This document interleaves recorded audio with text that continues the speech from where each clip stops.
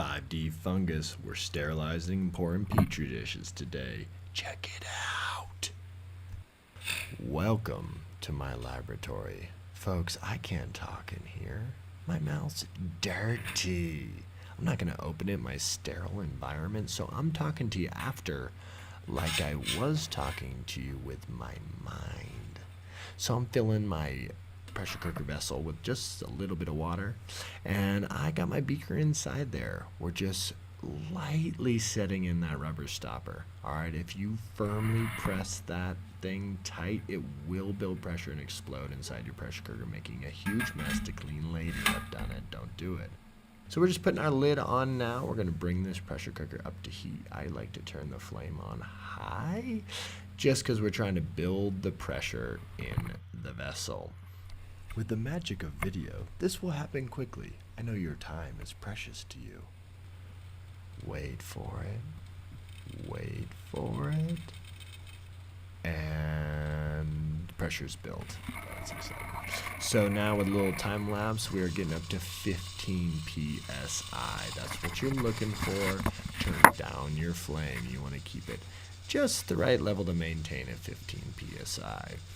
Now, put an alarm clock on. That's right, watch your clock. 45 minutes is what we like to do. In the meantime, clean your workspace. This is my lavender flow hood. I like to give it a good spray down, good wipe down with alcohol. Oh, 45 minutes have just passed in the magic of video. My workspace is clean. I'm going to take my pressure cooker in front of my laminar flow hood to cool there. We're looking for it to drop back down to atmospheric pressure. Don't pull the stopper. It'll make a big mess because pressure changes too rapidly inside. Again, I've done that too. Big mess. All right. So, magic of video, we're there. It has dropped to atmospheric pressure. All right. Don't be lazy like me. Put on your little oven mitt for this part too, because that beaker's hot. That's right, Talbott. It's hot. Oh, yeah. That part right there. It's glass. It's hurting. Put it in front of your laminar flow hood. Ouch. And there we are. It's ready. It's waiting. It's excited to be poured out. Look at all that delicious mushroom medium. So the inside of these sterile bags are sterile with your Petri dishes. The outside is not.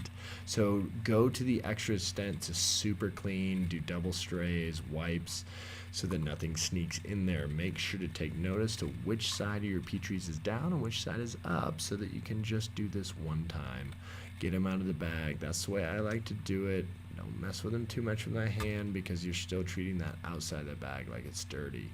All right, now we got those Petris set. We're gonna do another 10. We're going for a full 30 today, all right?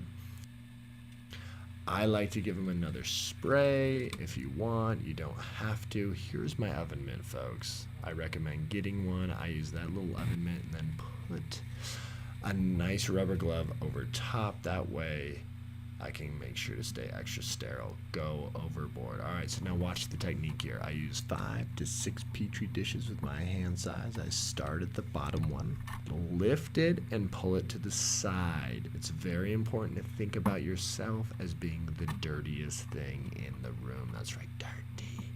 You don't want your hands going over the Petri dishes or in front of.